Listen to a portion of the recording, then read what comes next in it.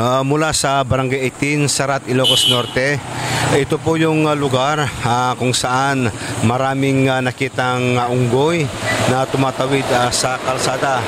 Sa videong ito, makita po natin ito ay talagang mabilis ang kanilang pagtawid sa kalsada at ito ay galing sila sa ibaba. Sa ibaba ito ay ilog pero nang sila ay makainom at makaligo sa ibaba, sila ay agad-agad na bumalik din sa kabundukan.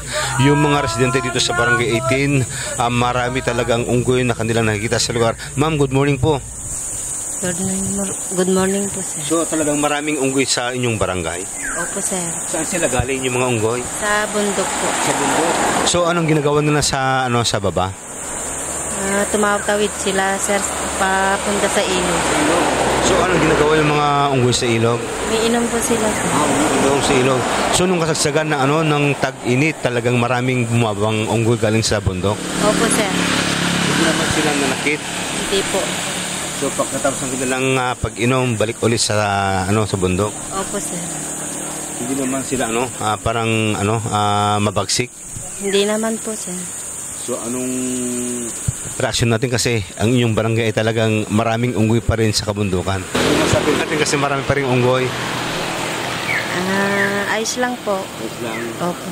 So, hindi naman sila ng tao, sir. Hindi na nanakit? Hindi po. Si Mayor Medro. Sir, any reaction po kasi nagiging attraction na yung Barangay 18 Sarat kasi maraming ispatang unggoy na tumatawid sa kalsada, sir. Well, these are part of nature, every year yan, bumababa yung mga unggoy galing ng bundok. Dahil siguro wala na silang mapag-inuman doon sa taas at napakainit ng panahon, kaya't bumababa sila tuwing summer. At nakikita natin sila that they go down in groups. As a matter of fact, pumupunta pa sila doon sa mga kabahayan at sa mga yung establishment doon, yung river mouth. At nakakatuwa dahil nakikita mo sila, lumalapit sila sa mga tao. But we cannot allow also nga ayaman dagiti tattao dito ay matamo ti kung dagito kat animal dagito nga kuan dito ay matamo ng mga dangranda iti tao no binwas pagarigan. So wala kayong balak, sir, na maglagay ng parang biodeck doon para sa mga sa mga wildlife animals sa area? Well, the issue here is they come from the mountain and we have been looking where do they stay doon sa forest area, and it's very tough na to determine also, and for you to put in something as a biodeck area ay hindi mo rin alam kung saan banda sila bumababa, biglang lumalabas na lang sila sa sa along the highway. Kumusta naman yung communication, sir, sa mga tao, yung mga unggoy? Well, sabi ko nga, nakakatuwa at hindi naman sila nananakit, kundi very friendly rin sila at binibigyan ng mga tao ng pagkain itong mga to. And there was even a time that one of the residents in the area ay hinuli niya yung isa. Kanya lang, knowing that these are endangered species, ay kinausap namin sila na pakawalan nila dahil bawal sa batas natin na itali natin yung mga unggoy na ganyan. Sir, yung bundok, protected area po yun sa barangay? What do you mean protected? Parang parang binabantayan po ng gobyerno. Well, hindi naman yung protected area per se, pero this is still a part of the forest land of the local government unit.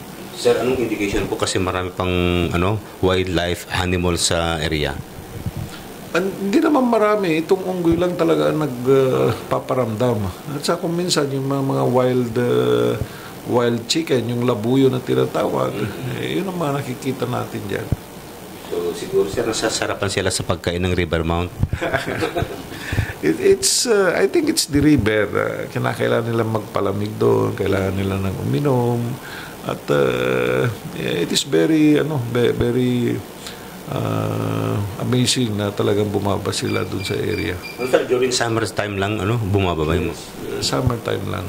Kasi marami pa daw mangga na kinakain sila sa gilid ng kalsada. Yeah, dahil meron naman mga fruit-bearing mango trees along the highway at yun, nakikita mo silang kumakain sila doon.